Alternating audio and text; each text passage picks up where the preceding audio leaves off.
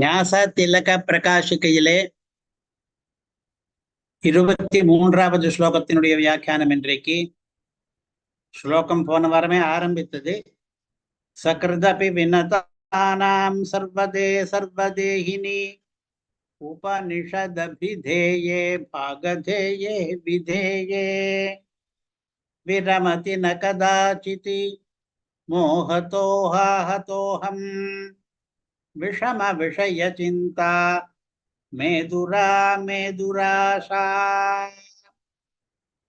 இந்த ஸ்லோகத்திலே பூர்வார்த்தத்தில் இருக்கிற விஷயம் வேறு, உத்தரார்த்தத்தில் இருக்கிற விஷயம் வேறு. ஆரம்பத்திலே சம்பந்தப்படாதது போல் கூட தெரிகிறது. பூர்வார்த்தத்திலே பகவான் இருக்கிறானே சரண்யன், நாம் யாரிடம் சரணாகதி பண்ணினோமோ அவன், அவனுடைய பெருமையை பேசுகிறது. அவனுடைய பெருமையை 4-5 விதமாக பேசுகிறது. உத்தரார்த்தமானது சரணாகதி பண்ணி கொண்டாய ஜீவாத்மா இருக்கிறானே இவனுடைய சிறுமையை பேசுகிறது. அந்த சிறுமையை ஒரு 2-3 விதங்களாக பேசுகிறது. அவன் மிகவும் பெரியவன், நான் மிகவும் அல்பமானவன் என்று சொல்வதாக இந்த ஸ்லோகம் அமைந்திருக்கிறது. இது எதற்காக சரணாகதி பிரகரணத்திலே வர வேண்டும் என்றால், உத்தர கிருத்தியத்திலே, அதாவது சரணாகதி பண்ணிக்கொண்ட பிறகு இவன் தன்னுடைய தாழ்மையை நினைத்து பார்த்து கொள்ள வேண்டும் என்பதும் உத்தர கிருத்தியத்திலே ஒன்றாக இருக்கிறது. இதற்காகவென்றே ரகசிய திரைசாரத்திலே உத்தர கிருத்திய அதிகாரம் என்று ஒன்றிருக்கிறது. அதிலே சரணாகதி பண்ணிக்கொண்டவன் பிற்பாடு பண்ண வேண்டிய அழ வேண்டிய வழி என்ன என்பதை பற்றி தெரிவிக்கிறார். அதிலே தன்னுடைய கார்பண்யம் தொடர்ந்து நீடிக்க வேண்டும், குலையக்கூடாது என்பதற்காக தன்னுடைய தாழ்வை எண்ணி பார்த்து கொள்ள வேண்டும் என்பதும் ஒன்றாக இருக்கிறது அதிலே, அந்த உத்தர கிருத்தியத்திலே. அதனாலே இந்த ஸ்லோகத்தின் பின்பாதியிலே சரணாகதனான தன்னுடைய தாழ்வை பற்றி சொல்லுகிறார், முன்பாதியிலே சரண்யனுடைய பெருமையை பற்றி சொல்லுகிறார். இது முதல் பாதத்திலே சரண்யனுடைய பெருமையிலே 2 பெருமைகளை சொல்லுகிறார். ஒன்று சர்வதே என்று, எல்லாத்தையும் கொடுக்கிறவன் அவன் என்று. சகிருதபி வினதானாம் சர்வதே, அவன் எவ்வளவு வள்ளல் தெரியுமா, கொடையாளி, எல்லாவற்றையும் கொடுத்து விடுவான் ஒரே ஒரு தடவை சரணாகதி பண்ணி கொண்டவர்களுக்கு. அந்த அளவுக்கு வள்ளல் தன்மை கொண்டவன் என்பது முதல் பெருமை அவனுக்கு, ஔதாரிய பெருமை என்று. அவன் உதாரணாக இருக்கிறான், கொடையாளியாக இருக்கிறான் என்று. இரண்டாவது சர்வ தேகினி என்று, அவன் எல்லாருக்கும் ஷரீரியாக இருக்கிறான், எல்லாமே அவனுடைய சரீரமாக இருக்கிறது. ஆக இந்த ஸ்லோகத்தினுடைய முதல் பாதத்திலே பகவானுடைய 2 பெருமைகள், அவன் ஔதாரிய பெருமை கொண்டவன், வள்ளல். இரண்டாவது அவன் எல்லாவற்றுக்கும் ஷரீரியானவன், மற்றெல்லாம் அவனுக்கு ஷரீரம் என்ற 2ஐ பற்றி பேச்சு. பகவானை பற்றி பேசுவதற்கு எத்தனையோ விஷயங்கள் இருக்கலாம், அவனுடைய பெருமை பலபடியாக வெளிப்படுகிறது உபனிஷத்துகளிலே. அதிலே சரணாகதன் எண்ணி பார்க்க வேண்டிய பெருமைகள் என்று சில இருக்கின்றன, அவற்றை மட்டும் இங்கே சொல்லுகிறார். அவனுடைய ஔதாரியம், வள்ளல் தன்மை என்கிற பெருமையை 3 விதமாக சொல்வார். ஒன்று, சிறிய செயலுக்கே கூட வாரி வழங்குவார். நாம் பண்ணுகிற காரியம் கொஞ்சமாக இருந்தாலும் கூட அதற்கு பெரிய பெரிய பலன்களை எல்லாம் தருவார். அது ஒரு விதமான ஔதாரிய பெருமை. இரண்டாவது சர்வதே என்று, எல்லாவற்றையும் தருவார். தனக்கென்று எதையும் வைத்துக் கொள்ளாமல் தனக்கென்று இருப்பது எல்லாம் பிறருக்கும் பொது என்று சரணாகதர்களுக்கு சமபோகத்தை வழங்குவார். போக சாமியம் ஏற்படும்படியாக பண்ணுவார். தனக்கு எவ்வளவு ஆனந்தம் இருக்கிறதோ அவ்வளவு ஆனந்தம் இந்த முக்தர்களுக்கும் வரும்படியா. இதனாலேதான் அவர் சர்வதர். சர்வன் என்று பெருமாளுக்கே பெயர்.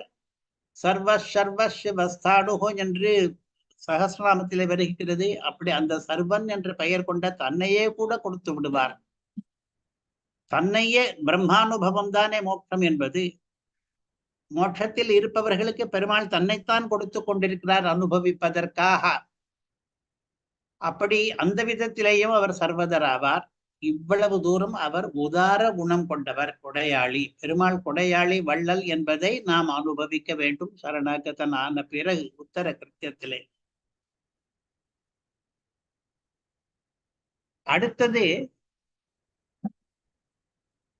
ஒரு மேற்கோள் குறிக்குள்ளே இருப்பது என்ன என்றால் இந்த பிரகாசிகா வியாக்கியானத்திலே இருக்கிற பங்கி. முதல் பாதத்திற்கு இந்த மாதிரியாக தமிழ் ஆக்கம் இருக்கிறது. அங்கே ஒரு முறை சரணாகதரானார்க்கு சர்வ பலன்களையும் தந்தருளுகிறான் எம்பெருமான், சர்வமும் அவனுக்கு உடல் என்று இந்த முதல் பாதத்தினுடைய அர்த்தம். இதிலே அவன் யாருக்கு தருகிறான், எதை தருகிறான், ஏன் தருகிறான் என்று 3 கேள்விகளுக்கு விடைகள் கிடைத்ததாக பார்க்க வேண்டும். யாருக்கு தருகிறான் என்றால் சகிருதபி வினதானாம், ஒரே ஒரு தடவை ஆனால் கூட பணிந்தவர்களுக்கு என்ற அர்த்தம். இங்கே பணிந்தவர்கள் என்பது சரணாகதர்களை சொல்லுகிறது, தன்னை ஆசிரித்தவர்களுக்கு.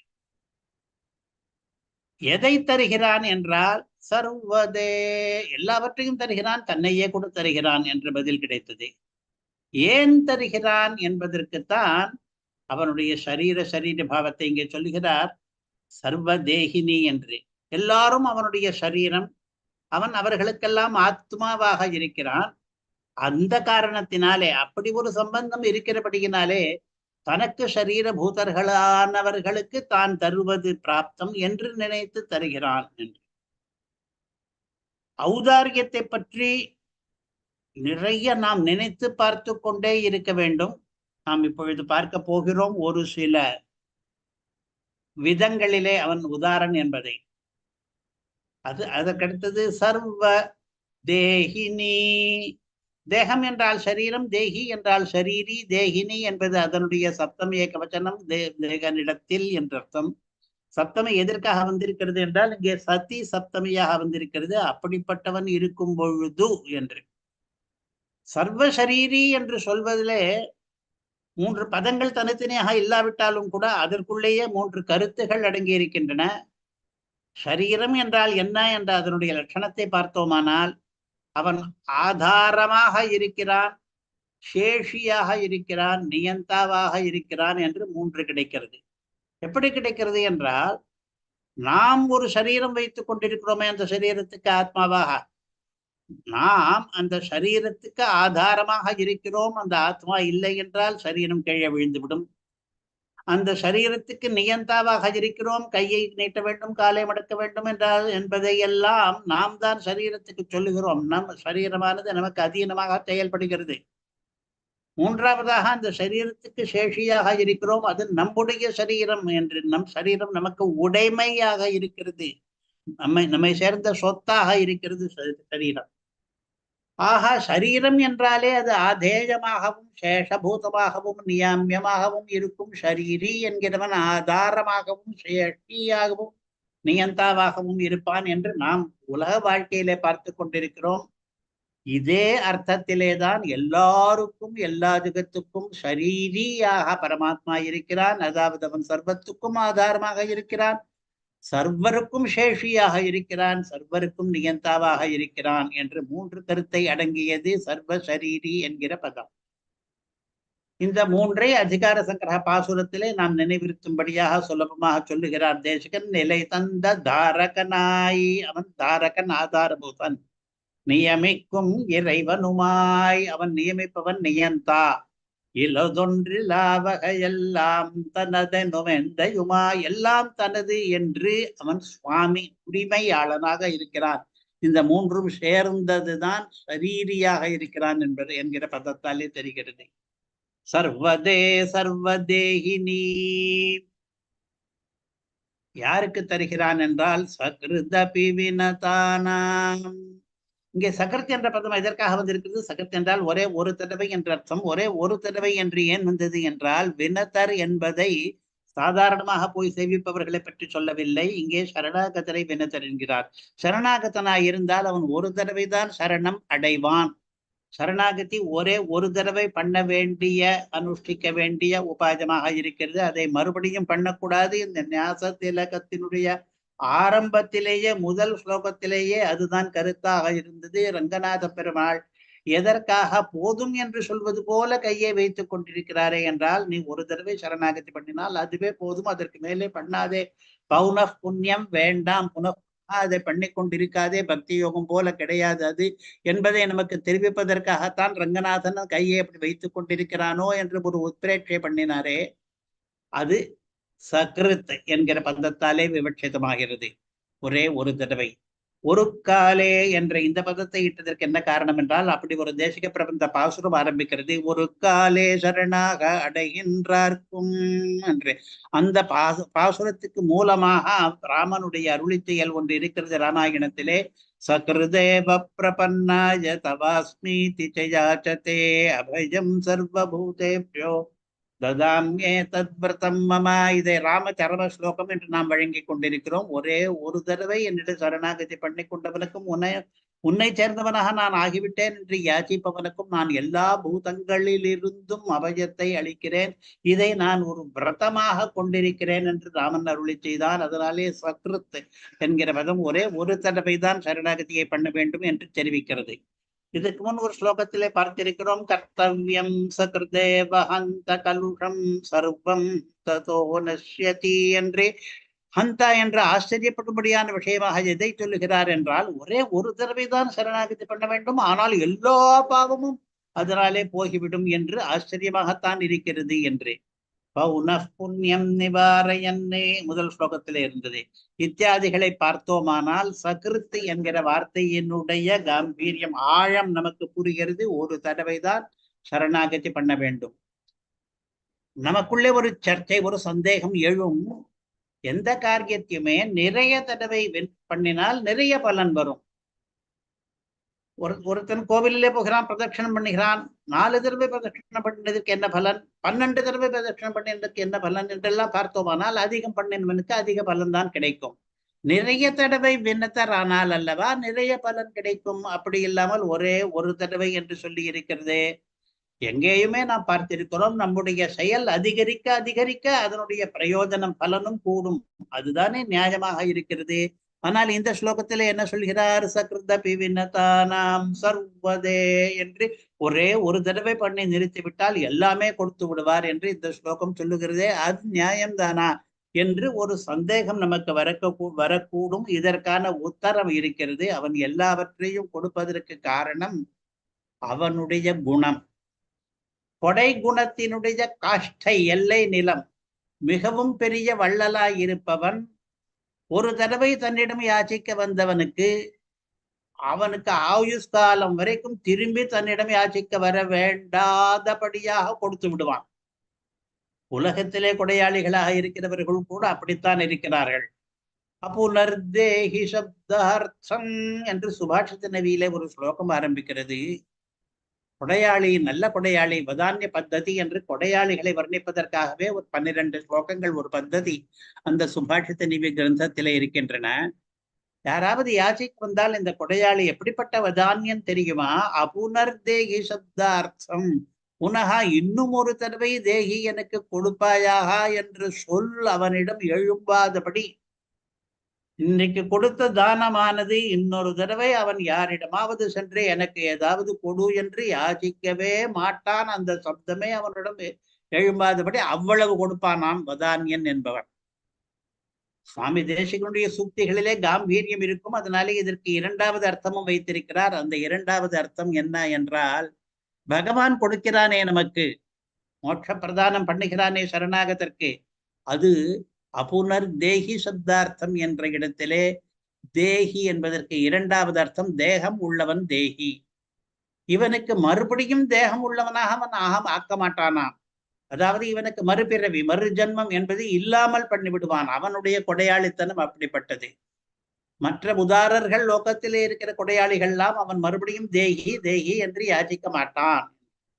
தேகி என்று ஒரு பதம், தேகி என்று ஒரு பதம். தேகி என்றால் கொடு கொடு என்று கேட்பது. தேகி என்றால் தேகம் உள்ளவன் தேகி.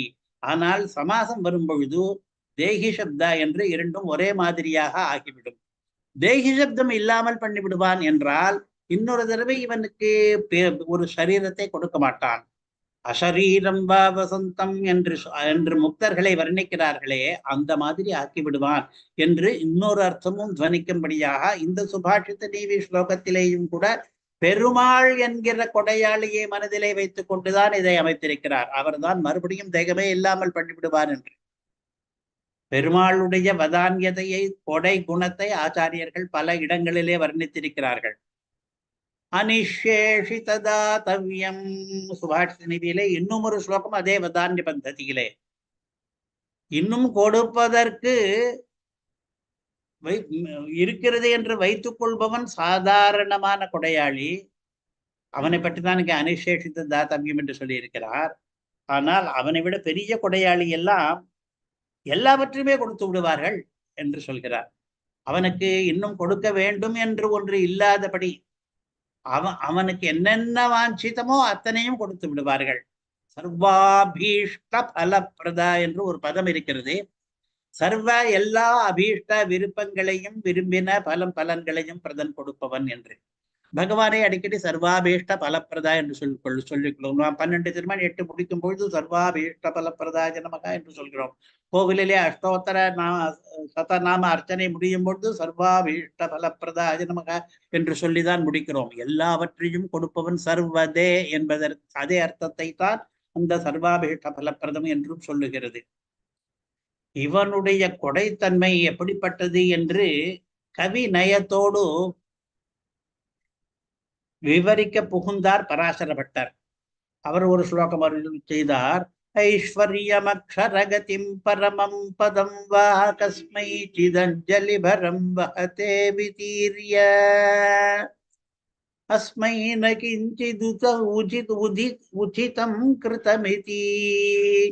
மிகவும் கொடையாளியானபடியினாலே வேண்டிற்றெல்லாம் தருவன் என்று திருவாய்மொழியிலே சொன்னபடி சர்வாபீஷ்ட பலப்பிரதனாகிறபடியினாலே அவன் கஸ்மை சிதஞ்சலி பரம், எவனோ ஒருவன் கைகூப்பி விட்டான் என்றால் அதனுடைய சுமை தாங்காமல் எவனோ ஒருவன் பண்ணின அஞ்சலியினுடைய பரம் அது அவனை போய் சுமையாக அழுத்துகிறதாம் பெருமாளை. ஐயோ, இவன் எனக்கு கை கூப்பி விட்டானே, இவனுக்கு கொடுக்க வேண்டுமே என்று.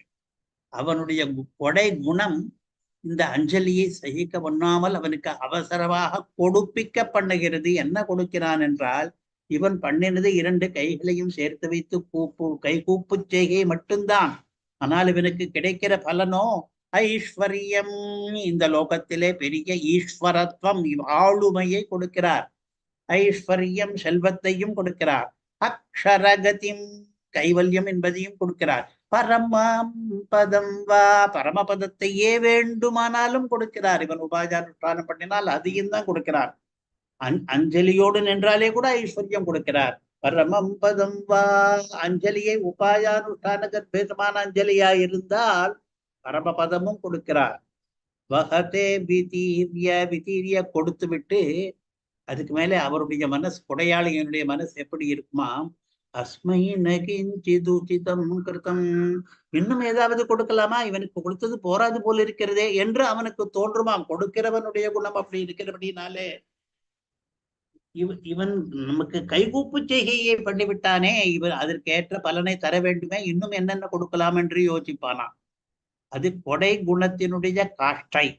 இப்படியெல்லாம் பூர்வாச்சாரியர்கள் அவன் சர்வதான், எல்லாவற்றையும் கொடுப்பவன் என்பதை வர்ணித்திருக்கிறார்கள். சர்வதே சர்வதேகினி, சர்வதேகினி என்றது இன்னொரு விசேஷனம், இன்னொரு அடைமொழி இங்கே போட்டிருக்கிறார் பெருமாளுக்கு. அதற்கு அர்த்தம் ஏற்கனவே பார்த்தோம். எல்லாவற்றையும் தன் உடலாக கொண்டவன், சேதனா சேத்தனங்கள் மொத்தத்தையும் தன்னுடைய சரீரமாக கொண்டவன் என்று அர்த்தம். அது இங்கே ஹேது கர்ப்ப விசேஷனமாக வந்திருக்கிறது. அதாவது ஏன் கொடுக்கிறான் என்பதை விளக்குவதற்காக அவன் சர்வதேகி என்று வந்திருக்கிறது. லோகத்திலே நாம் என்ன பார்க்கிறோம்? நம் உடலுக்கு வேண்டியதை எல்லாம் நாம் கொடுத்து கொண்டுதான் இருக்கிறோம். அந்த உடலுக்கு பசி தாகம் என்பதெல்லாம் ஏற்படாதபடி அன்னம் பானம் முதலியவற்றை நாம் கொடுக்கிறோம். உடலுக்கு சந்தனம் முதலியவற்றையும் கொடுக்கிறோம். நாம் கொடுக்க கடமைப்பட்டிருப்பதாக நினைத்து இது நம்முடைய உடலாயிற்றே, நாம் தானே இதை போஷிக்க வேண்டும். சரீர ரட்சணம் என்பது இந்த ஆத்மாவினுடைய கர்த்தவியமாயிருக்கிறது என்று பண்ணுகிறோமே, அதே போலத்தான் அந்த பகவானுக்கு நாம் எல்லாரும் சரீரமாகி விட்டபடியினாலே தன்னுடைய சரீரத்துக்கு கொடுக்காமல் யாருக்கு கொடுப்பான்? அதனாலே நமக்கு கொடுக்கிறான் என்கிற ஹேது அதிலே கர்ப்பிதமாக இருக்கிறது. அவன் சர்வ சரீரன், சர்வத்தையும் சரீரமாக கொண்டவன், சர்வர்களுக்கும் ஆத்மாவாக இருப்பவன் என்பதை அடிக்கடி வேதாந்த சாஸ்திரம் பேசுகிறது. ஜகத் சர்வம் ஷரீரம் தே என்கிறது புராணம். எல்லா ஜகத்தும் உனக்கு சரீரமாக இருக்கிறது என்று. அவனுக்கே விஸ்வரூபன் என்று ஒரு பெயர் வைத்திருக்கிறது. விஸ்வத்தை, பிரபஞ்சத்தை ரூப தன் சரீரமாக கொண்டவன் என்று. அந்தர்யாமி பிராமணம் சொல்லுகிறது, எஸ்ய பிருத்திவி சரீரம் என்று 20க்கு மேற்பட்ட பரியாயங்களாலே இவனுக்கு பிருத்திவி சரீரமாக இருக்கிறது, ஜலம் சரீரமாக இருக்கிறது, தேஜஸ் சரீரமாக இருக்கிறது, வாயு இவனுடைய சரீரமாக இருக்கிறது, ஆகாசம் இவனுடைய சரீரமாக இருக்கிறது என்று பஞ்சபூதங்களிலே ஆரம்பித்து ஆத்மா கூட, ஜீவாத்மா கூட அவனுடைய சரீரமாக இருக்கிறது என்று 20 மேற்பட்ட விஷயங்களை சொல்லுகிறது அந்தர்யாமி பிராமணம் என்கிற வேத பகுதி. அதை சுருக்கமாக நாம் சமஸ்த சேதனா சேதன சரீரா என்று சொல்கிறோம். எல்லா சேத்தனங்களும் அச்சேதனங்களும் அவனுக்கு சரீரமாக இருக்கின்றன, அவற்றை சரீரமாக கொண்டவன் அவன் என்று. விஷ்ணு புராணம் சொல்லுகிறது, தத் சர்வம் வை ஹரே ஸ்தனு என்று. இதற்கு முன் பாதத்திலே நிறைய வஸ்துக்களை அடுக்கிவிட்டு இது எல்லாமே ஹரி பகவானுக்கு தனு தான். தனு என்றால் சரீரம் என்ற அர்த்தம், சரீரமானவை என்று. வேதமே உபனிஷத் ஓதுகிறது, விஸ்வாத்மானம் பராயணம் என்று. அதிலே விஸ்வாத்மா என்ற ஒரு பதம் இருக்கிறது. இவன் விஸ்வத்துக்கு ஆத்மா என்று. விஸ்வம் என்று சகல சேத்தனா சேத்தன பிரபஞ்சத்தையும் சேர்த்து விஸ்வம் என்று சொல்லிவிட்டு அந்த விஸ்வத்துக்கு ஆத்மாவாக இருக்கிறவன் அவன் என்று சொல்லிட்டு, இப்பொழுது முதல் பாதத்திலே அவனுடைய ஔதாரியம் என்கிற குணத்தை நாம் அனுசந்திக்க வேண்டும் என்பதற்காக இருப்பதை பார்த்தோம். ஒவ்வொரு சரணாகதனும் பெருமாள் எவ்வளவு உதாரர், ஔதாரிய குணங்கள், குணத்துக்கு காஷ்டை எப்படி இருக்கிறது என்பதை நினைத்து பார்க்க வேண்டும். அடுத்தது 2ஆம் பாதம். 2ஆம் பாதத்திலே அந்த பரம்பொருள் சரண்யன் அவனுடைய பெருமைகளிலே மேலும் 3 பெருமைகளை சொல்லுகிறார். உபனிஷதபிதேயே பாகதேயே விதேயே என்று. முதல் பெருமை உபனிஷத் அபிதேயமானவன் என்று. அதாவது உபனிஷத்துக்கு தாத்பரியமானவன், உபனிஷத்தாலே பிரதிபாதிக்கப்படுபவன். எதை பற்றி உபனிஷத் பேசுகிறது என்றால் இவனை பற்றித்தான் பேசுகிறது. அப்படி அத்தகையவன் என்று. 2வது பாகதேயமானவன், நமக்கெல்லாம் பாக்கியமானவன், நம்முடைய அதிருஷ்ட வசத்தினாலே நமக்கு கிடைத்தவன். நமக்கு எப்படி தனம், தானியம், புத்திரம், பந்து இதெல்லாம் கிடைப்பது அரிதோ அதை விட மிக மிக அரிது நமக்கு அவன் கிடைப்பது. அவன் கிடைத்தால் நமக்கு பெரிய பாக்கியம் என்பது 2வது விஷயம். 3வது, இப்படியெல்லாம் இருந்தாலும் கூட அவன் விதேஜமாக இருக்கிறான், சரணாகதனுக்கு அதீனமாக இருக்கிறான். அவர்கள் சொல்வதை கேட்பது போல, அவர்களுக்கு ஏவலாள் போல அவன் நடந்து கொள்கிறான் என்பது 3வது. அப்படி இருக்கும் பொழுது என்று சப்தமியினுடைய அர்த்தம். பகவானானவன் இப்படி உதாரணாகவும் சர்வசரீரியாகவும் உபனிஷத விதேஜமாகவும் பாகதேயமாகவும் நமக்கு விதேஜனாகவும் இருக்கும் பொழுது நாம் அதற்கேற்றபடி இருக்க வேண்டாமா? அவனிடம் சிலாகதி பண்ணவன் அப்படி இல்லையே, நாம் சிறுமையுடன் இருக்கிறோமே, நாம் தப்பெல்லாம் அதிகமாக பண்ணுகிறோமே என்பதை 2வது பாதத்திலே சொல்ல போகிறார். முதல் பாதத்தையும் 2வது பாதத்தையும் ஒப்பிடும் பொழுது அந்த வாசி இருக்கிறதே வித்தியாசம் அது மிகவும் அதிகமாக தெரிகிறது. உபனிஷத்துக்கு அவனே முக்கிய விஷயம். இது மேற்கோள் குறிக்குள்ளே இருப்பதற்கு இந்த பங்கியானது வியாக்கியானத்திலே இருக்கிற பங்கி, பிரகாசிக்கையிலே இருப்பது. உபனிஷத்திற்கு அவனே முக்கிய விஷயம். சர்வே வேதா யத் பதமாமனந்தி, எல்லா வேதங்களும் அவனைத்தான் சொல்லுகின்றன. சர்வ வேத பிரதிபாத்தியன் என்பவன் அவன்தான். பகவத்கீதைக்கு மகாராஷ்டிரத்திலே ஒரு வியாக்கியானம் இருக்கிறது. அதனுடைய முதல் ஸ்லோகமே, முதல் வரியே சர்வவேத பிரதிபாத்தியனானவன் கீதாச்சாரியன் என்றுதான் ஆரம்பிக்கிறது. உபனிஷதபிதேயே பாகதேயே விதேயே. அவன் பாகதேயம் என்பது நமக்கு கை கண்ட பாக்கியமும் அவனே. கை கண்டா என்று எதற்காக போட்டிருக்கிறார் என்றால், விதேயே என்பதை பாகதேயே என்பதிலே அன்வைத்திருக்கிறார். அந்த அதிருஷ்டம் என்பது சில பேருக்கு கை கூடாது, அவன் அதிருஷ்டமாக இருக்கலாம். அவன் நமக்கு கிடைத்தால் அது கிடைக்காத பேருதான், மிகப்பெரிய பேருதான் என்று இருந்தாலும் கிடைப்பானா என்று கேட்டால் அதற்கு விதேயே என்கிறது. நமக்கு கிடைக்கக்கூடிய பாக்கியம்தான் அவன். நம்முடைய ஆச்சாரியர்கள் மூலமாக அவனை நாம் கைப்பற்றி கொள்ளலாம் முடியும். அவன் கை கண்ட பாக்கியம் என்பதை விதேயே பாகதேயே என்பது சொல்வதாக இவருடைய வியாக்கியானத்திலே. இன்னொரு வியாக்கியானத்திலே அவன் பாகதேயமானவன், நமக்கு விதேயனாக இருக்கிறான் என்று இன்னொரு அர்த்தம். பாகதேயே விதேயே. அவனை பாகதேயம், பாகதேயம் என்றால் பாக்யம் என்ற அர்த்தம். அப்படி சொல்லுகிற வச்சனங்கள் நம்முடைய ஆச்சாரியர்களுடைய வச்சனங்கள் இருக்கின்றன. சுவாமி தேசிகனே ஒரு இடத்திலே யதோக்தகாரி ஸ்தோத்திரத்திலே காஞ்சி பாக்யம் கமல நிலையா சேதசோபீஷ்ட சித்தி என்ற இடத்திலே காஞ்சிக்கு பாக்யமாக இருக்கிறவர் அவர் என்று, அந்த நகரத்துக்கே பாக்யம் இந்த யதோக்தகாரி பெருமாள். இந்த சர்வ ஜகத்துக்கும் நாம் உட்பட எல்லாருக்கும் பாக்யம் சரண்யனான பகவான். ஒரு தியாகராஜ கீர்த்தனையிலே பாகதேயம் என்றே பெருமாளுக்கு பெயர் வைத்திருக்கிறார். பாகதேயவர போகசயன பாகவத பிரிய தியாகராஜனுதா. இதுல பாக போக பாக தியாக என்று சொல்லணி வைத்து அமைத்திருக்கிறார். அது இருக்கட்டும். பாகதேயவர என்பதே உயர்ந்த பாகதேயம் ஆனவனே என்று பெருமாளை கூப்பிடுகிறார். இதே பதம். அதாவது வேறு சிலரும் கூட பெருமாளை பாகதேயம் என்ற பதத்தாலே குறிப்பிடுகிறார்கள் என்பதை காண்பிப்பதற்காக இது அவன் பாகதேயமானவன், விதேயமான பாகதேயமானவன். அமர கோஷம் சொல்லுகிறது, தெய்வம் திஷ்டம் பாகதேயம் பாக்யம் ஸ்திரீ நியதிர்விதி என்றே பாகதேயம் என்பதற்கு பாக்யம் என்றுதான் அர்த்தம். இதே மாதிரி சில பதங்கள் இருக்கின்றன. வியாக்கரண சாஸ்திரம் சொல்லுகிறது நாமதேயம், ரூபதேயம், பாகதேயம் என்ற பதங்களில் எல்லாம் தேயம் என்பதற்கு அப்படி ஆனவன் என்ற அர்த்தம். தனியாக புது அர்த்தம் கிடையாது. பாகதேயம் என்பதுதான் பாக்யம், ரூபதேயம் என்பதுதான் ரூபம், நாமதேயம் என்பதுதான் நாமம். பாகதேயே விதேயே, அவன் விதேயனாக இருக்கிறான், நமக்கு அதீனமாக இருக்கிறான். அவன் சர்வ சுதந்திரன் ஆயிற்றே, இருந்தாலும் கூட நமக்கு பரதந்திரனாக இருக்கிறான். நமக்கு என்றால் சரணாகதர்களுக்கு. விதேயாத்மா பிரசாதம் அதிகச்சதி என்கிறது பகவத்கீதை. அதாவது தானே சொல்லிக் கொள்கிறான் கிருஷ்ணன், நான் விதேயாத்மா என்று. விஜிதாத்மா விதேயாத்மா என்று அவனுக்கு 1000 திருநாமங்களிலே இது ஒரு பெயராக அமைந்திருக்கிறது. அவன் விதேயாத்மாவாக இருக்கிறான் என்று. விதேயாத்மா என்றால் விதேயனான ஆத்மா, விதேயன் என்றால் நமக்கு வசப்பட்டவன் என்று அர்த்தம். விதேயோ வசவர்த்தி என்று அதற்கு அர்த்தம் சொல்லுகிறார்கள். விதேயே என்பதற்கு பிரபத்தியின் மூலமாக வசீகரிக்க கூடியவனான என்ற கருத்து இங்கே. அவன் நமக்கு விதேயனாக இருக்கிறான் என்றால் நாம் பண்ணின பிரபத்தியினாலே அவனை நாம் வசீகரிக்க முடியும், அதற்கு யோக்கியனாக அவன் இருக்கிறான் என்று. அப்படித்தான் எம்பெருமானாரே ஸ்ரீ பாஷ்யத்திலே அருளி செய்திருக்கிறார். தஸ்ய ச வசீகரணம் தச்சரணாகதிரேவ என்று. அவன் சர்வ சுதந்திரனாக இருக்கலாம், இருந்தாலும் கூட அவனையும் கூட நாம் வசீகரிப்பதற்கு ஒரு உபாயம் உண்டு. அது என்ன என்றால் அவனிடமே சரணாகதி பண்ணி விடுவது. உன்னை தவிர எனக்கு வேறொரு கதி கிடையாது, அதன்படியினாலே என்னை உன்னிடம் ஒப்படைத்து விடுகிறேன் என்று பண்ணுகிற சரணாகதி இருக்கிறதே, அதை நாம் பண்ணிவிட்டோமானால் அவன் நமக்கு வசப்பட்டு நாம் என்னென்ன கேட்கிறோமோ அதையெல்லாம் கொடுத்து விடுகிறான். யதோக்தம் குருதே ஹரிஹி என்று யதோக்தகாரி ஸ்தோத்திரத்திலே சொல்வது போல சொன்னதையெல்லாம் பண்ணுகிறான். பக்தர்கள் சொன்னதையெல்லாம் பெருமாள் பண்ணி கொண்டிருக்கிறான்.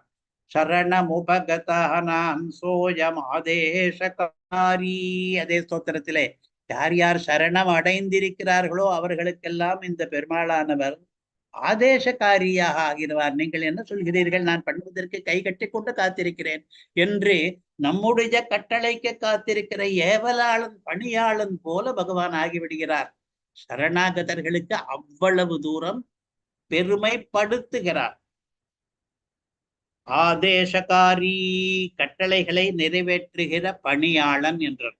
அதுதான் இங்கே விதேயன் என்று. இப்பொழுது முதல் பாதி ஸ்லோகம் முடிந்தது. அதாவது பெருமாளுடைய பெருமைகளை எல்லாம் பார்த்தாய். அடுத்தது உத்தரார்த்தம். சரணாகதனான நான் எப்படி இருக்கிறேன் என்றால், நான் ஐம்புலன்கள் இழுத்த இழுப்புக்கு போய்கொண்டு கெட்டவனாக இருக்கிறேன். சரணாகதி பண்ணிக்கொண்ட பிறகு கூட என்னாலே புலன்களை அடக்க முடியவில்லை, இந்திரிய ஜெயம் பண்ண முடியவில்லை. விரமதி ந கதாசித் மோகதோ ஆஹதோஹம். விரமதி ஓய்வு என்பதே இல்லை. என்ன கதாச்சித்து ஒரு சமயத்திலும் ஓயவே இல்லை. எது ஓயவே இல்லை? 4வது பாதத்திலே சொல்லப்படுகிறார். ஸ்லோகத்தினுடைய கடைசி பதம் துராசா என்பது. எனக்கு ஒரு துராசா இருக்கிறது. ஆசை என்பதே கூடாது, ஆனால் அதிலேயும் துராசை இருக்கிறதே, துஷ்டத்தனமான ஆசை, கெட்ட வஸ்துக்களிலே ஆசை, அதெல்லாம் மிகவும் கூடாத வஸ்து, அது எனக்கு இருக்கிறது. அது ந விரமதி, ஓய்வதே கிடையாது. என்னென்னவோ தேவை இல்லாத, நமக்கே இடைஞ்சல் பண்ணக்கூடிய, தீங்கு விளைவிக்க கூடியவற்றிலெல்லாம் ஆசை உண்டாகிறதே, அந்த துராசை என்பது என்னிடமிருந்து உதறுவதற்கு கஷ்டமாக இருக்கிற, என்னை அப்படி பீடித்துக் கொண்டிருக்கிற அந்த ஆசையானது ந விரமதி, ஓயவே மாட்டேன் என்கிறது என்று அந்த அளவுக்கு தன்னுடைய சிறுமை இருக்கிறது. மோகத்தோஹாஹதோஹம், மோகம் மருள் மயக்கம், எனக்கு புத்தி கலக்கம், அதனாலே நான் அழிந்து விட்டேன். அடடா, இத்தனை நாட்களாக சரணாகதி பண்ணிக் கொள்வதற்கு முன்னர் எவ்வளவு வாய்ப்புகளை நான் தவற விட்டிருக்கிறேன். என்ன ஒரு அறியாமை! அதிலே அழிந்து போய் இப்பொழுதுதானே ஆச்சாரியனை அணுக வேண்டும் என்று தோன்றியது எனக்கு. ஹா என்பதற்கு ஐயோ என்றர்த்தம். ஐயோ, நான் இப்படியும் எத்தனை ஜென்மங்களை வீணடித்தேனே என்று. இப்பொழுது 4ஆம் பாதம். விஷம விஷய சிந்தா மேதுரா மே துராசா. விஷமமாக இருக்கின்றன இந்த விஷயங்கள். விஷயங்கள் என்றால் நம்முடைய 5 புலன்களுக்கு தீனிகளாக இருக்கிற போக்கிய வஸ்துக்கள், அதெல்லாம் விஷமங்களாக இருக்கின்றன என்றால், விஷமம் என்பதற்கு குரூரமான என்று பிரகாசிக்கை சொல்லுகிறது. விஷமம் என்றால் மேடு பள்ளமான இடம், அதிலே பிரயாணிப்பதற்கு மிக கஷ்டமாக இருக்கும், அப்படிப்பட்டது விஷமம். விஷமம் என்றால் குறும்பு, குரூரத்தனம், எல்லாவற்றுக்கும் விஷமம் என்று பெயர். இந்த விஷயங்கள் இருக்கின்றனவே, அவை விஷமங்களாக இருக்கின்றன. ஒரே ஒரு எழுத்திலே தான் வித்தியாசம், விஷம விஷய. அவற்றாலே என்னுடைய சிந்தையானது கொழுத்து கிடக்கிறது. சிந்தா மேதுரா மே மே என்னுடைய சிந்தா எண்ணமானது இந்த விஷம விஷயங்களாலே கொழுத்து கிடக்கிறது, மாம்சலாவாக இருக்கிறது, மேதுராவாக இருக்கிறது. என்ன அர்த்தம் என்றால், அதாலே நிரம்பி வழிகிறது, அதாலே கட்டப்படுகிறது. விஷம விஷயங்கள்னாலே என்னுடைய சிந்தைக்கு மேதுரமாக இருக்கிறது என்றால், நான் எப்பொழுதுமே அதை பற்றித்தான் நினைத்து கொண்டிருக்கிறேன். பகவானை பற்றி அல்லவா நினைக்க வேண்டும், பகவத் குணங்களை பற்றி அல்லவா நினைக்க வேண்டும், பகவன் நாமங்களை அல்லவா கீர்த்திக்க வேண்டும். அதெல்லாம் பண்ணுவதை விட்டுவிட்டு இந்த புலன்களுக்கு தீனைகளாக அமைகிற எதை கேட்கலாம், எதை பார்க்கலாம், எதை சொல்லலாம் என்றெல்லாம் இருக்கின்றனவே, அதிலே எதை தின்னலாம் உள்பட அந்த ஆகாரங்களிலே எனக்கு மனசு போய்கொண்டிருக்கிறது. துராஷா. இப்பொழுது பிரகாசிகா பந்தி. ஆகிலும் இவ்வளவு இருந்தாலும் கூட, எவ்வளவு இருந்தாலும் கூட, பகவான் நமக்கு விதேயனாக இருந்தாலும் கூட, நாம் கேட்டதெல்லாம் அவன் நிறைவேற்றி தருவான் என்ற நிலை வந்த பிறகும் கூட, உபனிஷத் விதேயே பாகதேயே விதேயே சதி, நான் என்ன பண்ணி கொண்டிருக்கிறேன்? பகவத் விமுகனாக வேறு வஸ்துக்களுக்கு ஓடிக்கொண்டிருக்கிறேன். குரூரமான சிற்றின்பங்களின் நினைவே எனக்கு நிறைந்துள்ளது. எனது கெட்ட ஆசை, துராசை என்பதை கெட்ட ஆசை என்கிறார். அதில் நின்று விலகுவதில்லை. சிற்றின்பங்களிலே தான் ஆசை இருக்கிறது. அதற்கென்ன காரணம்? மோகம்தான் காரணம். எது சரி எது தப்பு என்று தெரியவில்லை, எது உயர்ந்தது எது தாழ்ந்தது என்று தெரியவில்லை. எல்லாமே அறியாமை, மோகம், மருட்சி. நான் என்ன செய்வேன் பாவியேன். ஹதோகம் என்பதற்கு இப்படி அர்த்தம் எழுதியிருக்கிறார். ஆக இந்த உத்தரார்த்தத்திலே தன்னுடைய அவலமான கேவலமான நிலையை பேசுகிறார். பூர்வார்த்தத்துக்கு நேர் எதிராக அமைந்திருக்கிறது உத்தரார்த்தம். விரமதின கதாச்சித், ஒரு தடவையும் ஓய்வதே இல்லையே என்னுடைய துராசை என்றால், இந்த துராசை ஓயாததை பற்றி நிறைய பேர் எழுதியிருக்கிறார்கள். துராசை ஓய வேண்ட சமயத்திலும் ஓயாததை பற்றி சங்கரருடைய அனுபவம் கொண்டிருக்கிறது. அங்கம் கலிதம் பலிதம் முண்டம், மிகவும் முதுமை ஏற்பட்டு விட்டது.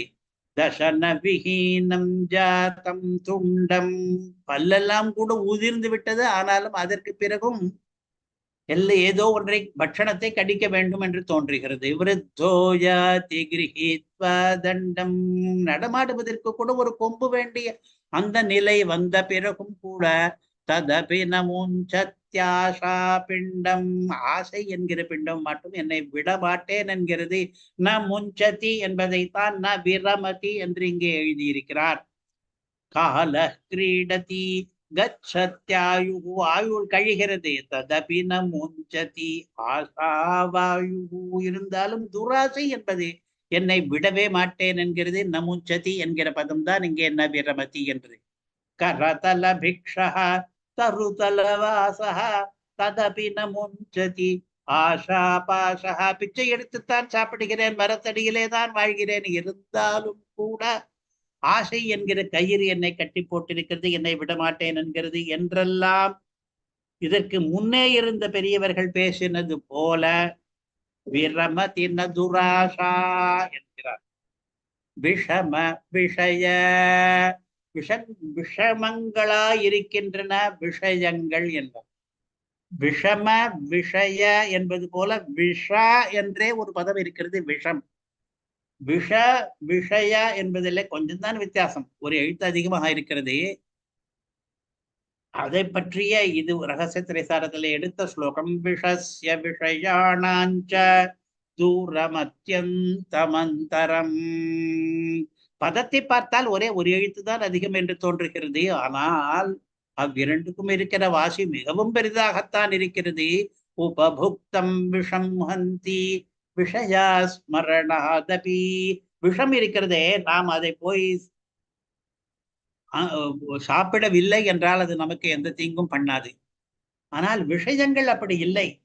விஷயங்கள் அனுபவிக்கவில்லை என்றால் தீங்கு பண்ணாது என்று சொல்ல முடியாது.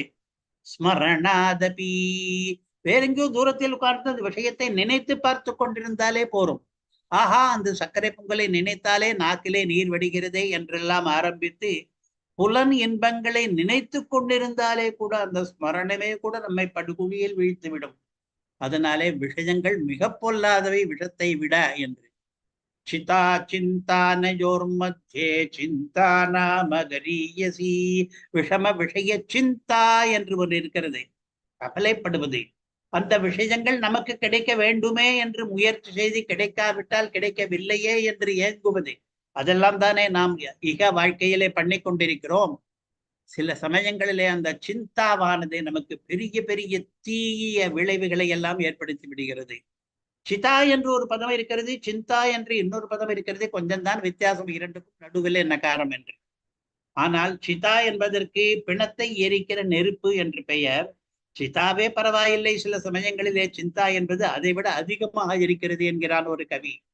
சிதா தகதி நிர்ஜீவம், இறந்த பிறகுதான் சித்தை தகிக்க ஆரம்பிக்கிறது. ஆனால் இந்த சிந்தா என்பது இருக்கிறதே, அவன் வாழ்ந்து கொண்டிருக்கிற நாளையிலேயே தன்னுடைய தாகத்தை ஆரம்பித்து விடுகிறதே.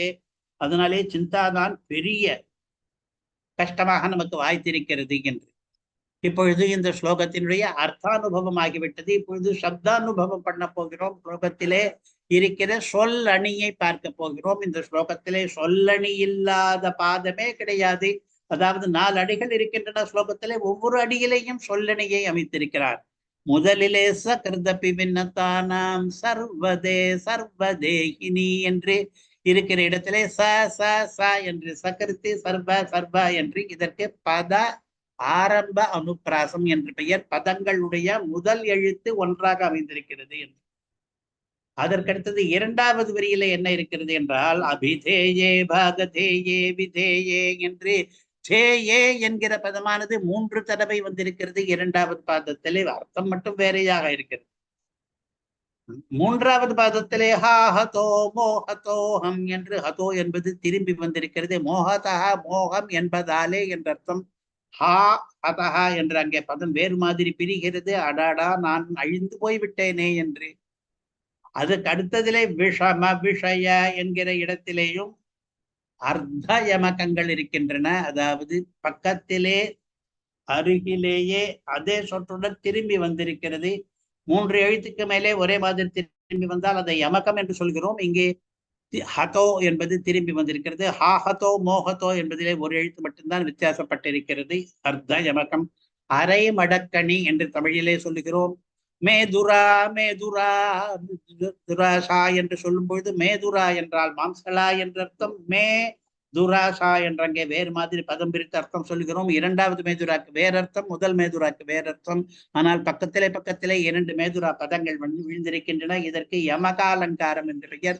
சர்வதே சர்வதேகினி என்று முதல் பாதத்திலேயும், சர்வதே என்றால் எல்லாவற்றையும் கொடுக்கிறவன் என்ற அர்த்தம். சர்வதேகினியில சர்வா என்பதை தனியாக பிரித்து தேகினி என்ற பதத்திலே இருக்கிற முதல் எழுத்தை மட்டும் இங்கே எடுத்துக்கொண்டு சர்வதே என்று பதம் முடிவுறாமல் இருக்கிறது. ஆனால் யமக அலங்காரம் வந்து விட்டது. சர்வதே என்பது மறுபடியும் வந்து விட்டது.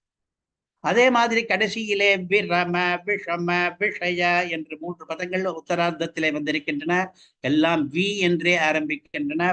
பத ஆரம்ப அனுப்பிராசம் வந்திருக்கிறது. இவ்வாறாக ஒவ்வொரு பாதத்திலேயும் சொல்லணி விழும்படியாக இதிலே அமைத்து கொடுத்திருக்கிறார். இந்த ஸ்லோகத்தில் அர்த்தாலங்காரத்தையும் அனுபவித்தோம், சப்தாலங்காரத்தையும் அனுபவித்தோம். இந்த ஸ்லோகத்தினுடைய நீதி என்ன என்பதை கடைசியிலே சுருக்குவோம். எதற்காக இந்த ஸ்லோகம் ஞாச திலகத்திலே இருக்கிறது? பெருமாள் பெரியவன், நாம் சிறியவன் என்பதை எதற்காக இங்கே இட்டிருக்கிறார் என்றால், அது சரணாகதனுடைய உத்தர கிருத்தியம். உத்தர என்றால் பிற்பாடு என்ற அர்த்தம். சரணாகத்தை பண்ணின பிறகு என்று. கிருத்தியம் என்றால் பண்ண வேண்டிய காரியம் என்ற அர்த்தம். சரணாகதானவன் சரணாகதி பண்ணின பிறகு அதற்கு அங்கமாக எதையும் பாக்கி வைக்கவில்லை, ஒன்றும் பண்ண வேண்டியதில்லை. அந்த கர்மா உபாயானுஷ்டானம் முடிந்து விட்டது, அது பலன் தரத்தான் போகிறது. அதற்கு தேவையில்லை என்றாலும் கூட பிற்பாடு இவன் எப்படி வாழ வேண்டும் என்று கேட்டால் அதை உத்தர கிருத்திய அதிகாரத்திலே தெரிவிக்கிறார். ரகசிய திரைசாரத்திலே அதிலே உத்தர கிருத்திய அதிகாரத்திலே சொல்லுகிற விஷயங்களிலே முக்கியமான ஒன்று கார்பண்யத்தை விடாதிருத்தல் என்பது. கார்பண்யம் என்று ஒன்று இவனுக்கு இருந்தது. சரணாகதி காலத்திலே சரணாகதிக்கு அங்கமாக இருந்தது கார்பண்யம். நான் கிருபணன், நான் கை முதல் அற்றவன், அகிஞ்சனன் என்ற ஆகிஞ்சன்யம் என்ற ஒரு எண்ணம் இருந்ததே சரணாகதிக்கு அங்கமாக. அதை அதற்கு பிறகு கூட விடாமல் வைத்துக் கொள்ள வேண்டும். நான் கை முதலற்றவன் தான், கையால் ஆகாதவன் தான், அசமர்த்தன் தான், அகிஞ்சனன் தான், எனக்கென்று ஒன்றும் முடியாது, அசக்தந்தான் என்பதை நினைத்து கொண்டே இருக்க வேண்டும் என்று ஒரு உத்தர கிருத்தியம் இருக்கிறது. அதற்கு இது உபயோகப்படும் நம்முடைய சிறுமை என்பது. அங்கே தேசிக சூக்தி, இங்கே மேற்கோளில் இருப்பது சுவாமி தேசிகனுடைய ரகசிய திரைசார சூக்தி. கார்பண்யத்தின் கவடுகளை எல்லாம் அவலம்பித்து கொண்டு போகவும் என்று. கார்பண்யம் என்கிற ஒரு தேவையான குணம் நமக்கு இருக்கிறதே, அதனுடைய கவடு என்றால் அதனுடைய உள்பிரிவுகள், அதை எத்தனை எத்தனை விதமான கார்பண்ய ஆபாதகங்கள் இருக்கின்றனவோ அவற்றை எல்லாம் அவலம்பித்து கொண்டு போகவும், அவலம்பித்து கொண்டு பிடித்து கொண்டு இவன் வாழ்க்கை பிரயாணத்தை பண்ண வேண்டும் என்று. இவன் கார்பண்யத்தை விடக்கூடாது. கார்பண்யம் எப்படி மேன்மேலும் வளருமோ அந்த மாதிரி அதற்கு ஒரு வழி நைத்தியானுசந்தானம் என்பது. தன்னுடைய நைத்தியத்தை, தன்னுடைய தாழ்வை அனுசந்தித்து கொண்டே இருக்க வேண்டும் உத்தர கிருத்தியத்திலேயும் என்று. எப்படி அனுசந்திப்பது என்பதற்காக நிறைய மேற்கோள்களை காட்டியிருக்கிறார் அந்த உத்தர கிருத்திய அதிகாரத்திலே. அதிலிருந்து 2-3 இப்பொழுது. நன்மை தீமைகள் ஒன்றும் அறியேன் நாரணாவென்னும் இத்தனை எல்லால். ஆழ்வார் சொல்லுகிறார், எனக்கு எது நன்மை எது தீமை என்பது கூட தெரியாது. நான் ஒன்னே ஒன்று தெரிந்து கொண்டிருக்கிறேன் பெரியவர்களிடமிருந்தே, நாரணா என்று சொன்னால் நல்லது என்று. அதனாலே நாரணா நாரணா என்று நாராயண நாம சங்கீர்த்தனம் பண்ணுகிறேன். ஆனால் அதை விட்டு, அதை தவிர வேறு சதசத் விவேகம் கூட எனக்கு கிடையாது. இந்த காரியம் பண்ணால் நல்லது, இந்த காரியம் பண்ணால் கெட்டது என்பதை தெரிந்து கொள்வதே கூட, அதை பூர்ணமாக தெரிந்து கொள்ள வேண்டும் என்றால் தர்ம சாஸ்திரங்களை தெரிந்திருக்க வேண்டும். தர்ம சாஸ்திரங்கள் என்பது மிக மிக சுமையான கல்வியாக இருக்கிறது. சாஸ்திர ஞானம் பகு கிளேசம் என்று சொல்லக்கூடியதாக இருக்கிறது. அது ஏகப்பட்ட தர்மசாஸ்திர கிரந்தங்கள் இருக்கின்றன, அவற்றையெல்லாம் நாம் கற்கவில்லை. அதனாலே நன்மை தீமைகள் எல்லாம் எனக்கு தெரியும் என்று சொல்ல முடியாது. அதே மாதிரி இன்னொரு ஆழ்வார், நோற்ற நோன்பிலேன் நுண்ணறிவிலேன். நான் நோற்ற நோன்பு, அனுஷ்டித்த விரதம் எதுவுமே கிடையாது. நான் என்ன பெரிய விரதங்களை எல்லாம் அனுஷ்டித்திருக்கிறேனா என்ன? கிடையாது. நுண்ணறிவிலேன், சூக்ம ஞானமாவது எனக்கு இருக்கிறதா என்றால் அதுவும் கிடையாது. கர்மங்களிலேயும் குறைதான், ஞான பாகத்திலேயும் குறைதான். அவ்வளவு அல்பனாக நான் இருக்கிறேன் என்று ஆழ்வார் ஸ்மரித்தது போல, ஆழ்வார் நமக்கு வழி காட்டியது போல நாம் நம்முடைய குறைபாடுகளை எல்லாம் அனுசந்தித்துக் கொண்டே இருக்க வேண்டும். உத்தரகர்த்தியத்திலே ந தர்ம நிஷ்டோஸ்மி அளவந்தார் நமக்காகத்தான் இப்படி எல்லாம் சொல்லி காண்பிக்கிறார். ந தர்ம நிஷ்டோஸ்மி, திருவாராதன காலத்திலே நாம் இந்த ஸ்லோகங்களை எல்லாம் அனுசந்திக்கிறோம். நாம் வாஸ்தவத்திலே திருவாராதனத்திலே ஆராதகனாக பூஜகனாக நாம் ஈடுபட்டாலும் கூட வாஸ்தவத்திலே அதற்கான தகுதி கூட இல்லாதவன் தான் என்று சொல்லிக் கொண்டுதான் ஈடுபட வேண்டும். நான் தர்மத்திலே நிஷ்டை கொண்டவன் கிடையாது. நச்சாத்மவேதி, ஆத்ம ஞானம் பெற்றவன் கிடையாது. ஏதோ திரும்பி திரும்பி சொன்னதுனாலே உடல் வேறு ஆன்மா வேறு என்பதை மட்டும் நான் வார்த்தை அளவிலே தெரிந்து கொண்டிருக்கிறேன்.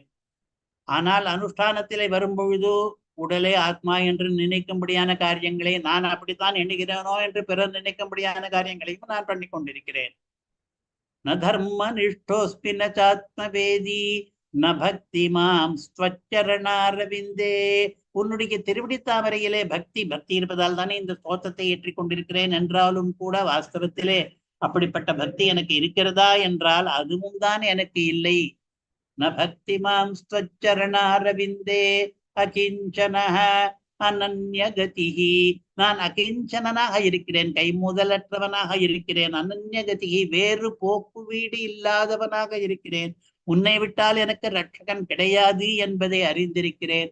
சரண்யா, சரணத்துக்கு அருகனானவனே, நான் உன்னிடம்தான் புகழடைய வேண்டும், அதற்கான தகுதி உனக்குத்தான் இருக்கிறது என்ற ரீதியிலே சரண்யனாக இருக்கிறவனே. த்வத்பாத மூலம் சரணம் பிரபத்யே. உன்னுடைய பாத மூலத்திலே உன் அடிக்கீழ் அமர்ந்து புகுந்தேன், சரணம் அடைகிறேன் என்று ஆள வந்தார் நமக்கு வழி காண்பித்தாரே. அப்பொழுது சரணம் அடையும் பொழுதே நாம் சொல்லோம் அல்லவா, எனக்கு கர்மமும் கிடையாது, பக்தியும் கிடையாது, ஞானமும் கிடையாது என்று. அதைத்தான் இப்பொழுதும் சொல்லுகிறார். ஆஹதோஹம் விஷம விஷய சிந்தா மேதுரா மேதுராசா.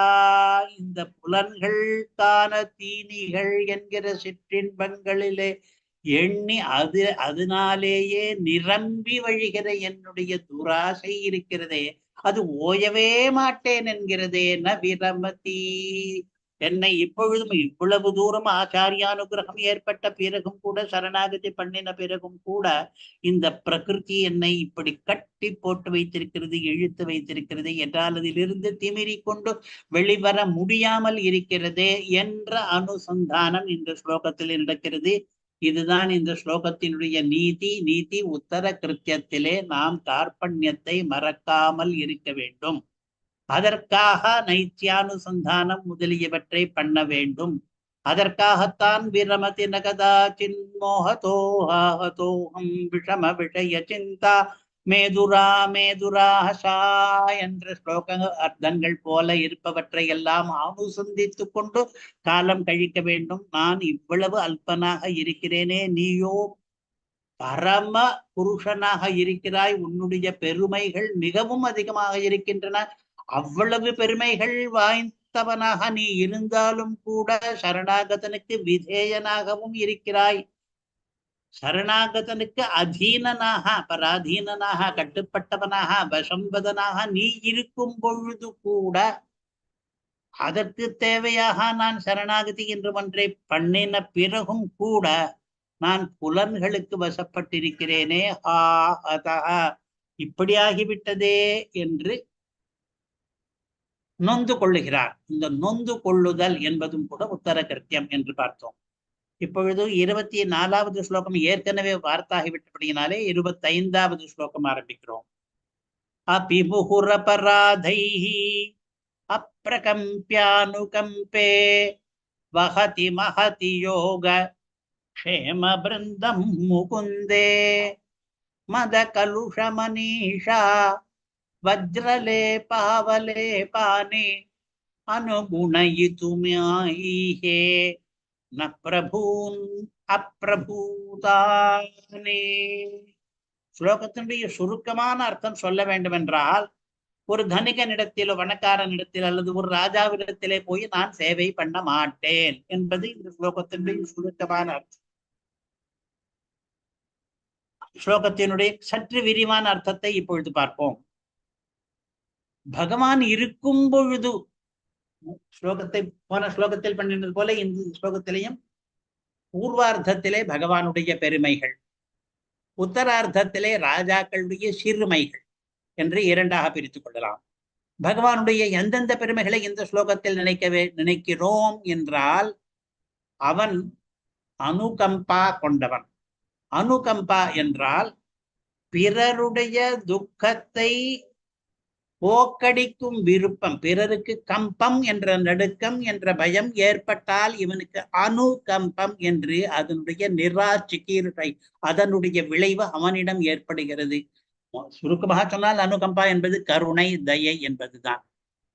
அவனுடைய கருணையும் தயமானது அப்பிரகம்பிய, அதை அசைக்கவே முடியாது. கம்பனம் என்றால் அசைத்தல், ஆட்டுதல். கம்பியா என்றால் அசைக்க கூடியது. பிரகம்பியா என்றால் நன்றாக அசைக்கக்கூடியது. அப்பிரகம்பியா என்றால் நன்றாக அசைக்கவே முடியாதது, ஸ்திரமானது, உறுதியானது. பெருமாளுடைய அனுகம்பா இருக்கிறதே தயை, அது அப்பிரகம்பியமாக இருக்கிறது. அது சற்றும் குறையாது, யாராலும் அதை தள்ள முடியாது. அவ்வளவு தயை, ஸ்திரமான தயை கொண்டிருக்கிறான் அவன். அந்த தயையை கம்பனம் பண்ணுவதற்கு முயலுபவர்கள் எப்படி அதை ஆட்டி அசக்கலாம், குறைக்கலாம் என்றால், அபராதைஹி, நிறைய அபராதங்கள், குற்றங்கள் புரிந்தால் அவனுடைய தயை குறையும். அபராதிகள் விஷயத்திலே, குற்றம் புரிந்தவர்கள் விஷயத்திலே தயை குறைவது என்பது லோகத்திலே எல்லாருக்கும் சகஜம்தான். நாம் எல்லாம் கூட சில பேருக்கு தயை கொண்டிருப்போம். ஆனால் அவர்கள் நம்மிடமே அபராதங்கள் பண்ணினார்களானால் நம்முடைய தயை அவர்கள் மேல் பிரசரிக்காமல் போகும் என்பது லோகத்தில் இருப்பதுதான். அந்த அபராதங்களையும் அடிக்கடி பண்ணினோமானால், பிழைகள் புரிவதையும் அடிக்கடி பண்ணினோமானால் அசக்கிருத்து, அப்பொழுதோ தயை குறைந்துதான் போகும். அபிமுகுரபராதைஹி, அடிக்கடி பண்ணின அபராதங்களிலேயும் கூட அப்பிரகம்பிய, குறையாமல் ஆட்டம் காணாமல் இருக்கிற தயை என்பது பகவானுக்கு அதிகமாக இருக்கிறபடினாலே, தயை என்பது மிக அதிகமாக இருக்கிறபடியினாலே, நாம் அபராதங்கள் பண்ணினாலும் அந்த அபராதங்களை அடிக்கடி பண்ணினாலும் அவனுடைய தயையிலே ஒரு பிரகம்பமே ஏற்படுவதில்லை. அவன் தயாளுவாகத்தான் இருக்கிறான், நமக்கு உதவி செய்ய வேண்டும் என்றுதான் நினைக்கிறான். ஆர்திராபராதினி ஜனேபி அபிரக்ஷார்த்தம், ஈரக்குற்றங்கள், கையும் களவுமாக பிடிபடிக்கிற குற்றங்கள் பண்ணி இருந்தாலும் கூட அவன் பிரகம்பியானுகம்பனாக இருக்கிறான். தயையிலே ஒரு சிறிதும் குறைபாடில்லாமல் இவனையும் நாம் காப்பாற்ற வேண்டும் என்றுதான் அவன் நினைக்கிறான். அது அவனுடைய பெருமை.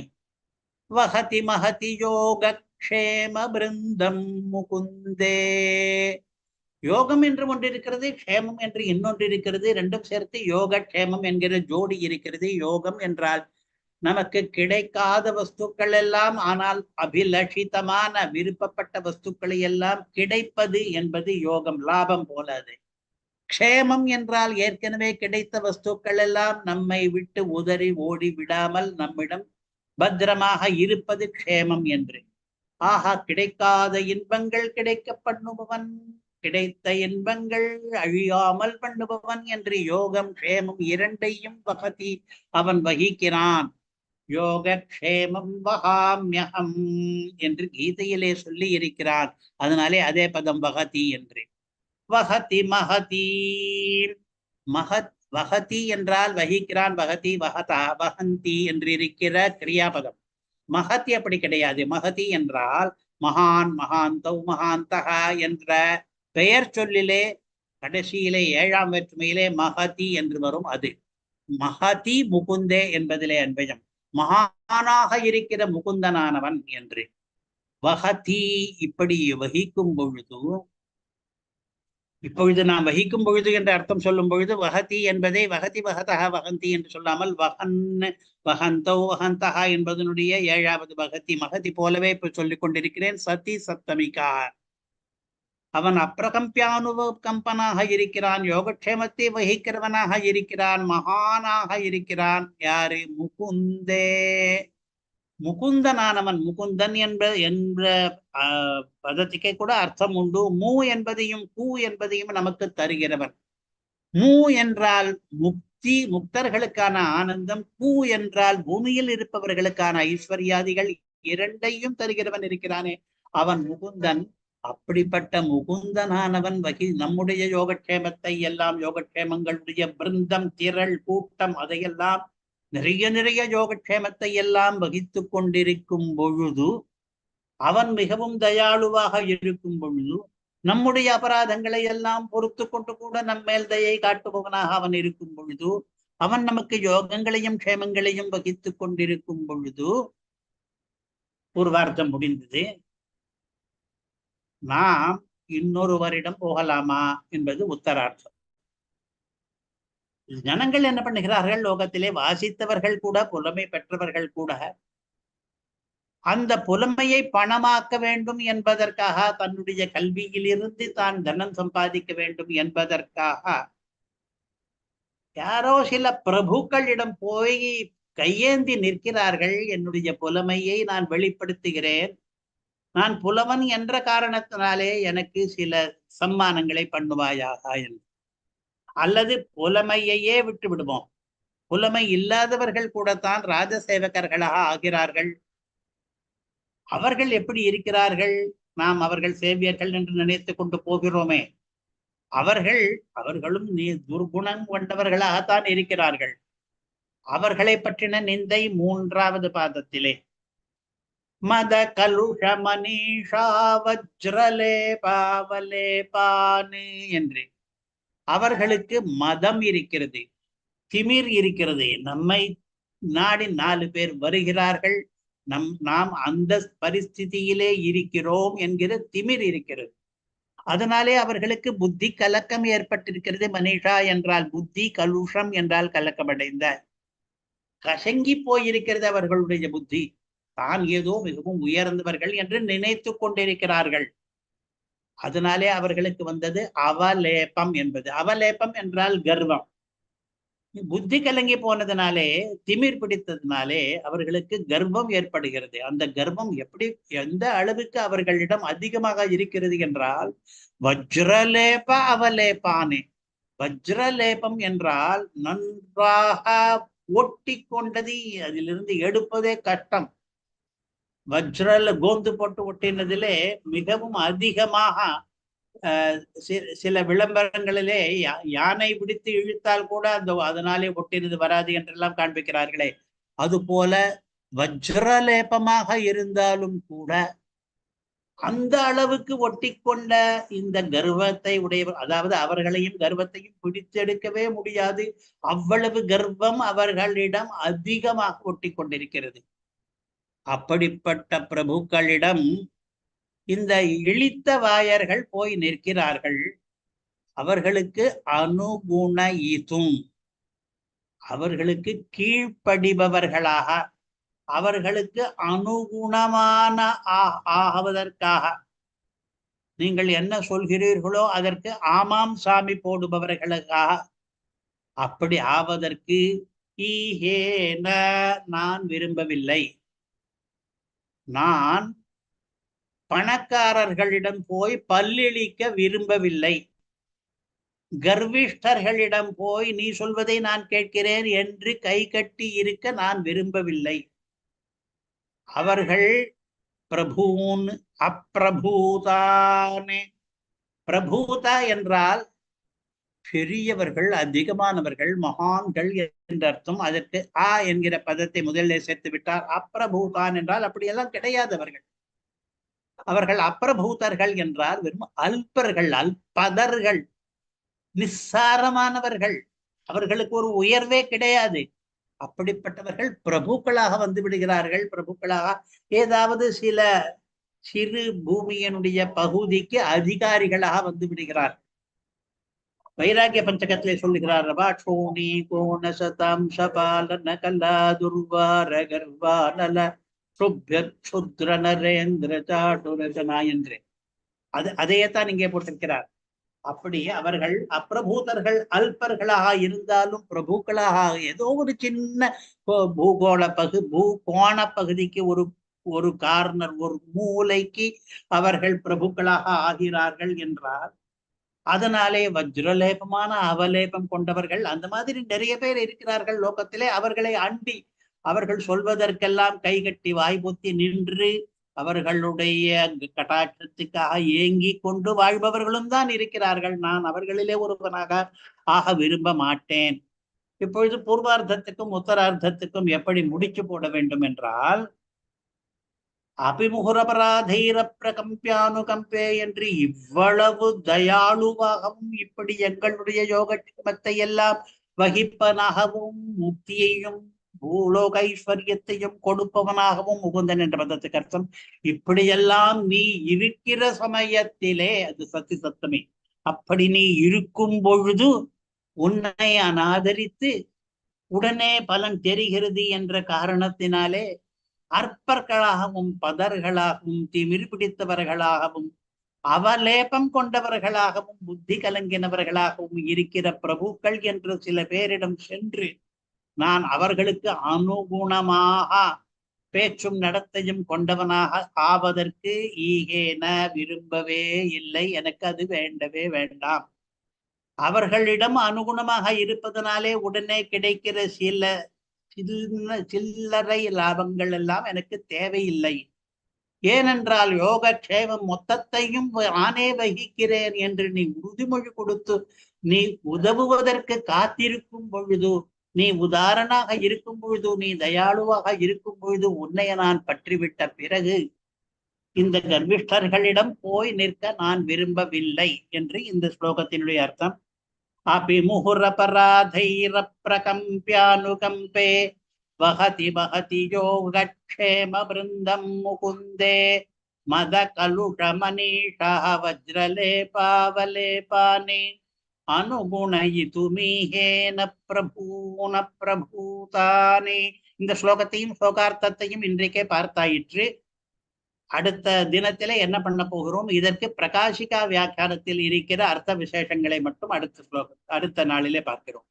கவிதார்க்கிக சிம்ஹாய கல்யாண குணசாலினே ஸ்ரீமதே வெங்கடேஷாய வேதாந்த குரவே நமஹ. ஸ்ரீமதே நிகமாந்த மகாதேசிகாய நமஹ.